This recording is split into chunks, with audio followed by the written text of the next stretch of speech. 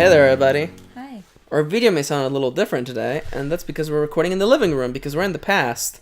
And if you don't know why we're in the living room, shivering in fear, then watch the previous video. Yeah, watch the previous video. Just watch like the first 5 minutes. Yeah. The last 5 minutes of our tonkatsu ramens. The first 5 minutes. The first 5 minutes of our tonkatsu ramen's reaction. Yeah. Anyhow, hey there, we're back. Dango Duo. Dango Duo. We're having a bit of a slow start today. Yeah. It's because there's a mouse in there. Fucking No, don't tell them! Spoilers! Yeah. Hey there, we're Dango Duo. We already talked about it in the last episode. Let's just jump in. This is gonna be an easy video today. Hey there, we're Dango Duo. We do anime content and Let's Play stuffs every single day. And today we're reacting to episode 1 of Slow Start, titled The First Butterflies. Hey. I don't understand why, but it's fine. In case you don't know the way our reactions usually go, generally we talk some bullshit at the beginning. Not so much today. We did a lot in the previous episode. And then we tell you a quick spoiler-less summary of what happened this episode and what the anime was all about. We told you really quickly, no spoilers, what we liked, what we didn't like, our recommendation, are we going to keep on watching, and do we think you should give it a try? And then we go into the spoiler zone where we actually have an in-depth conversation on what happened. Yep. That's exactly what's going to happen. That's exactly what's going to happen. Kitty, take us from the top. What's Slow Start all about? Slow Start was originally a 4-coma manga series that started in 2013 and is still ongoing. It follows the main girl, Hana Ichinose, who was studying for a year, so she missed her high school entrance exams the first time around. So now she's 17 and only starting her first year of high school. Whoa! Oh my god, what will happen when her classmates find out? Well, we don't know because the manga's still ongoing. So yeah, and also the twist of that, because that's the main twist of the story. That's the It doesn't happen until the last 20 seconds of the first episode. She literally doesn't explain it until the last 20 seconds. Yeah, which is odd. Which is strange. Talk about random 20 seconds. 20. Hey Kitty, what did you enjoy the most about this anime? It's pretty cute. It's pretty cute.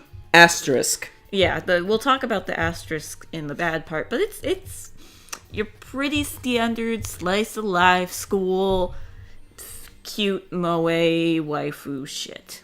There is the nervous one, and the perky one, and the tall silent and type, the quiet like alluring type, and then baby. the baby. There's a baby. Not a literal baby, but basically. Pretty much a baby. Yeah. There's all your 4 flavors of waifu. And then there's some more that we're gonna get introduced to. I assume. Because I see like a what's like traditionally like a scary looking kind of girl with the black hair and the red eyes, and I'm like, nice. Nice. I agree with Kitty. This is a fairly cute anime. If it's just a little standard. It is. It's certainly standard, but like, you know, if you're down for that, and you know, it doesn't really.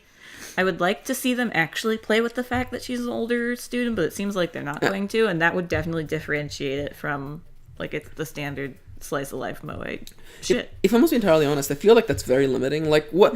It's not a big deal. It's a year. It really isn't a big deal, especially the older you get, the less of a deal years become. Yeah, when you're younger, it is kind of a big deal because you're like, whoa, somebody's older than me. Because I would like the idea of like the friends that she meets being like, do we call you senpai? Because that'd be kind of cute. That would be and cute. Like, that'd be cute. All right, yeah. See, like there's cute things that you could do, but the fact that they're not revealing it is like, oh no, I can't tell them I'm a whole year older than them. Oh, what if they hate me for this completely unreasonable reason? Arbitrary reason. And I honestly, I forgot that it wasn't because of an illness, it's just because she was studying, which would make this also more interesting. Yeah. It's pretty standard. Cute things happen, and you can tell it's a 4-coma because it's just bits the entire time. Little bits, little jokies. And jokes like they talk return. about their names for a while. Yeah, and that's very Japanese and very slice of life shit, so... Now, it's not perfect, though. Oh, certainly not. What do we dislike the most, Kitty? It has a rough first 20 seconds. Like, it has... It was like... It was so bad. Like, if we had been live reacting, it would have been, like, the perfect reaction, because, like... Yeah, because we're into this, we're like, yeah, alright, looks nice. We had just finished watching a not very good anime. So we're like, you know, it's a little start. Cute description. Cute characters. Let's see what's in there. And then 20 seconds in, boob physics like there is no fucking tomorrow. Yeah. And holy fuck. And then also that really puts you off for the rest of the episode. And then the OP is very like fan service centric. Like it keeps focusing on the girls' asses. Yeah. And I'm just like, really? Yeah. Really? Was the OP the one with the kind of cute, like, this is obviously merch for you vibe? Yeah, it was the OP. Yeah, it was cute, but... Yeah. It was cute, but what like, the fuck? Just boob physics? And the worst part is that, like, that doesn't come back again for the rest of the episode until like, the cousin shows up again. There's, like, no real fan service except the first opening scene. And the opening for the show. And the OP a little bit, yeah. It was so bad that the whole time we were watching, we were not enjoying it because we were just like, ready for more. Like, we were just like, oh, here comes more stupid fan service. Yeah. You know, I was like, oh no, she's got huge boobs. Actually, none of them do. It's only the cousin that has big boobs. It's literally the worst opening we've probably seen. It's one of the roughest first scenes that you could ever see. Yeah. Like, we're thinking about getting back into the Suffer cast because, listen, we run out of winter anime. We're out of winter anime already. And, like, is it a more rough opening than any one episode of American Horror Story? Probably not, but it gets up there. It's pretty rough. I think compared to what the rest of the show is like, it's completely like off tone. Yeah, it really is weird. It's really weird, and I'm not fond of this part. So as for recommendations, neither of us are gonna keep on watching. Nah, I like. A part of me, like, I love that Lucky Star 4 itch, but we could just watch Lucky Star. We could just watch Lucky Star because I already know that one is not stupid. Yeah. The opening is the stupidest thing in the whole show, but even then, like, the rest of the show is good. Lucky Star. Yeah, Lucky Star is just the opening's fun. Yeah. I mean, like, it was back in the day. It was a huge That was back in the day when that was part of an anime's like. Culture. Yeah, it was the dance, right? Because animes had dance. Yeah, because we had Haruhi and Lucky Star, and there was more, I'm sure. Yeah. And it's funny that like fucking Lucky Star references Haruhi, but whatever. That's because I think they're by the same studio or the same voice actress is Haruhi. I think that it's true. Yeah, and they just worked into the anime. But anyway, as for if we recommend it, only if you can get past the first 30 seconds of the anime. If you're like, you've watched a bunch of slice of life and that's like your thing, like slice of life school stuff, you'll like this fine. If you are sliceoflifeanime.blogspot.com, then this is for you. You've already reacted to it. I'm sure you've got a review up. Yeah, like it's for you. Mm-hmm, it's not for us, but it's for you. And that's our thoughts. For now, we're gonna jump into the spoiler zone for the time being. If you want to watch this episode, it is down in the description down below. It is on Crunchyroll, free to watch. Best time to be a weeb. You've heard us say that before. Mm-hmm. So now, we're gonna jump into the spoiler zone at the count of 3, 2, 1. Slow spoiler. What a slow start this video had. It was this anime. Excuse me, did not have a slow opening because immediately there's boobs in our faces. I feel like the boobs physics were at 60 frames per second because like it was so detailed. Like that whole opening scene felt very like 60 frames per second. Like you could see each frame going. Whereas like when we were watching like Tonkatsu Ramens for the last video, like sometimes I felt like I could see the frames because they were so slow. Yeah. This one felt like I could see each like frame because it was so fast. Yeah.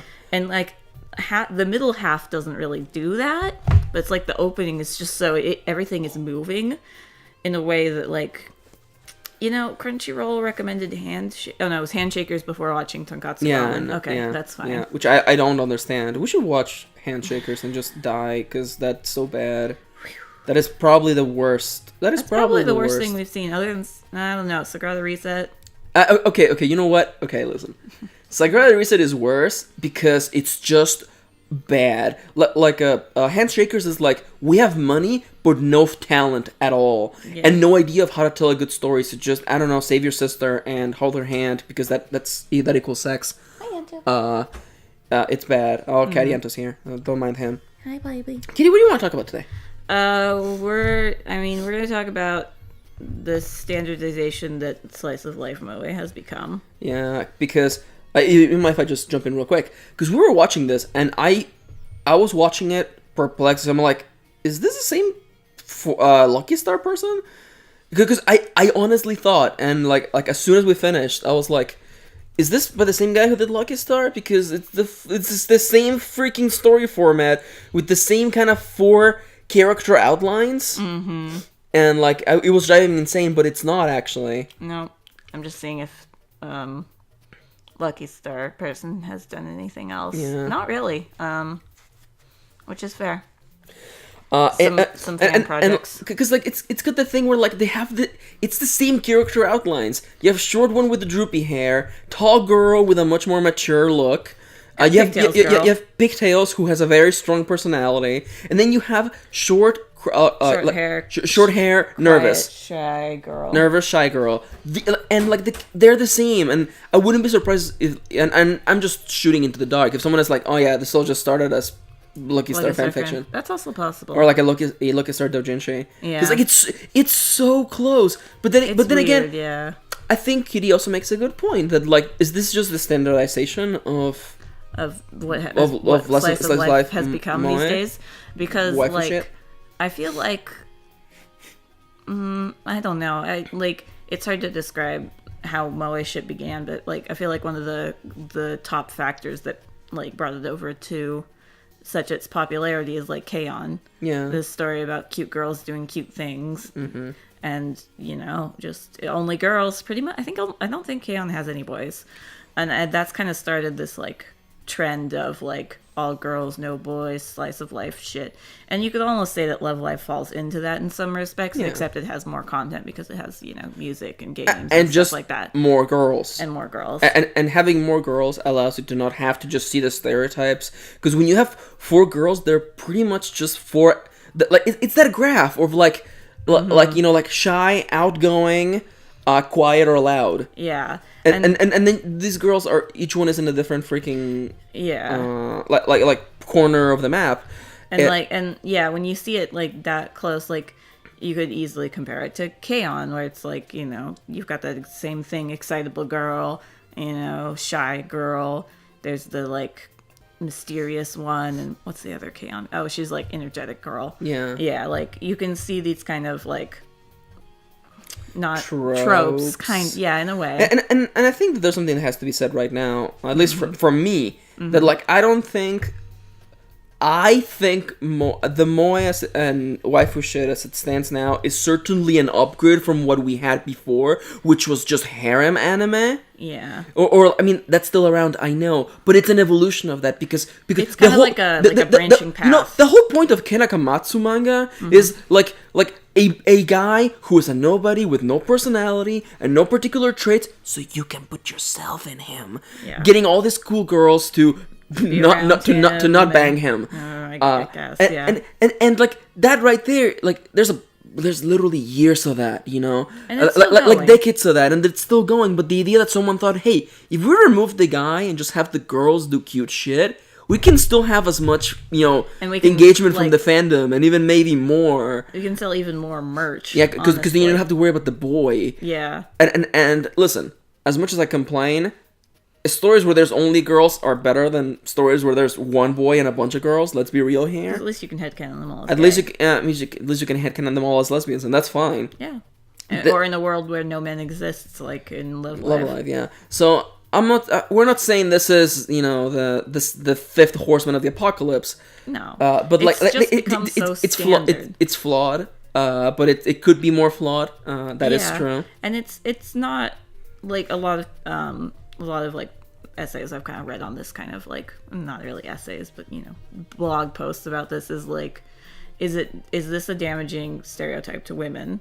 And certainly, but I don't think it's necessarily super harmful, because I certainly think the stereotype of like perfect waifu Nadeshiko is certainly a harmful stereotype for Japanese women who like, let's be real, don't always want to have to like, oh, we gotta find a man, secure a family, have 2.5 children. I don't know what the ratio is in Japan because it's dropping. Yeah, because it's dropping because women don't want to do that shit. And the fact that like men are idolizing these like characters, literal characters and tropes, and like literal idols is definitely damaging to perception of people. Yeah, the perception of women in Japan. But like, as far as like damaging, I don't think moe is the worst. I definitely don't think so. It's mostly harmless, especially for situations in which like these are just girls doing cute things, cute girls doing and cute things. And I think you bring a really good point. Like, is the stereotype immediately damaging? And I don't think so, because unlike harem anime, the context of these girls are here for you, and they're your wives, and they do what you need them to do, is not immediately contextualized, because there's no man for that to be contextualized. Yeah, and there's no, like, overarching plot where they gotta, like, save the world or save the school or whatever. Yeah. It's, like, just girls doing girl stuff, and it's, like... it's harmless. That is pretty harmless, and it's the culture around it that is toxic, which is unfortunate. But like, no, that girl who looks like she's 12 though, that's my waifu. Ugh. But like, as far as like, we are meant to be. This real life idol is my waifu. Oh, I can't believe that she would actually just date a beautiful man. I'm gonna burn all of my merch of Umi. Ugh. Anyway, but like... it's a great time to be an Umi fan. Yeah. Cheap merch everywhere.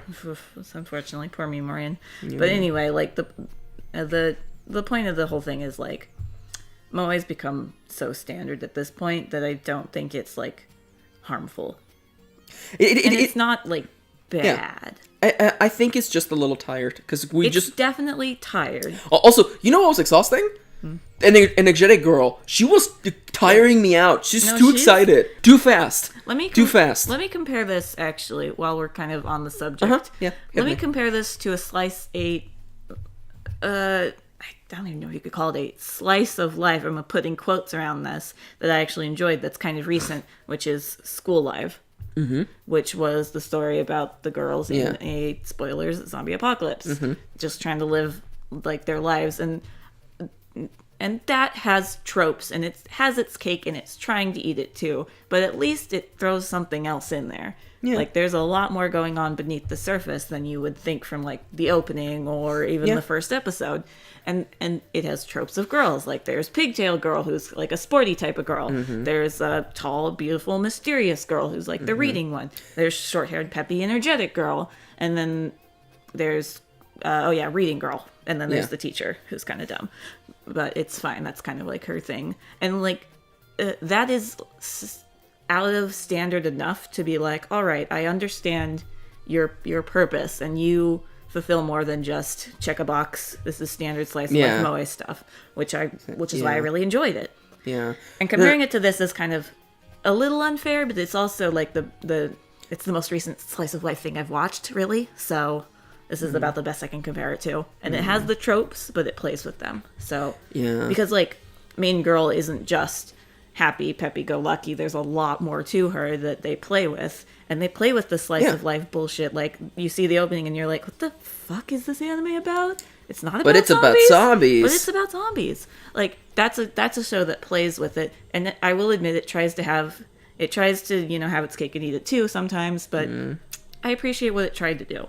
And this show and shows like this are just so standard that you can't really blame them for just trying to make money, have a show, but like, it's boring. I definitely do agree, especially like skipping a year is not a big deal. It really isn't a big deal. It's not as much of a plot. It really literal zombies. I feel this can just be solved on the next episode. She's just like, I'm a year older. By the way, I just turned 17. Yeah, and they're like, oh, and then the next show ends. I feel like it's not enough of a problem for it to be the big deciding factor. So like, I almost wish it wasn't sold as the main central like plot of the story, because I wish not a twist enough. Yeah, and I remember like the fucking anime chart description and like the Crunchyroll description all kind of showcases it, and I'm just like, it really. And she just kind of brings it up in the last 20 seconds after the ending. By the way, she brings it up after the ending. We're about to stop watching, and then like, oh, there's a scene at the end, and it's just like, oh yeah, it was a preview for the next episode. Oh, I'm 17 years old, and I'm like, and I'm just starting my first year of high school, and that she doesn't even matter. like, she just says it to the camera. Yeah, but listen, as much as we ragged on it, it's fine. It's fine. Like The only reason why I'm not jumping at the chance of maybe watching another episode relatively soon is because those first 20 seconds really put a really bitter taste in my mouth. Because I'm just kind of like, is it literally just to get people to not tune out if they're watching on TV? Is that it? Like, I don't know, because it feels like... Also, stop focusing on the girl's ass! They're like 16, 17, so... Yeah. Stop. And then there's literal baby. We didn't even talk about literal baby. One of them is child. actually just a baby. She's just a baby. Who is actually fairly relatable because she's just like, I want sleep and food. Yeah. And I'm like, I feel you, girl. I feel you. But how do you feel about that trope, though, of like... I don't like it. Like babies. I don't. That's the trope that I feel like would be the most harmful. Okay. I don't think... I like her design. Yeah. I wish... because it's just... Like, okay, real talk. It's just... I was to say Kamui, but it's not Kamui. It's fucking Dragon Girl from fucking Dragon Maid. It's just... She's just a baby. Yeah. And she's actually just a baby, and I'm just like... She's 16. She was apparently 15 or 16. 15 or 16, and I'm like, I think she's probably old enough to just actually have, like, talk like a normal person. Yeah. And not... But I'm not saying she can't be a weirdo and just talk in her own way. But it's just presented like a baby, and that's great, baby, because it's aimed at a very particular men demographic, and that's just not. Like, I follow somebody who really relates to these type of characters, and like I can understand that because like. Both of us are like, we both have chronic illnesses, and it's like sometimes all I just want to fucking do is sleep. And I relate to that, but it's the like romanticization of it in a way that's like creepy. Like she doesn't do that, this person that I follow, but like it is very off-putting to be like, look at all these babies that I really relate to, and I'm like, I understand, but why do we have so many babies in anime that we have to relate to? Because like. Okay, this is a completely random tangent, but that's fine. Oh, in random tangent? In Dango Duo? It's never happened before. When I first watched Idolmaster, I really related to Miki because she's just fucking sleeping and eating all the time, and I'm like, dope. I'm all about that. And then she starts like liking the producer, and I'm like, all right, I'm out. So I really like Iori's design in Idolmaster, but then she's also just a baby actually still carrying a plushie with her. Yeah. And I'm like, this is here meant for a very particular kind of person, and it's not us. No, it's not us. It really is not us. And the thing that gets me is that like, I really like Konata from Lucky Star because it's that same character. It's the seemingly youthful looking character who's a weirdo. Yeah. But Konata was never sweet. She was always a weirdo all the fucking time. Like literally the first scene of Lucky Star is them. How do you eat the chocolate filled croissant? Or also like she skips school just to play MMOs.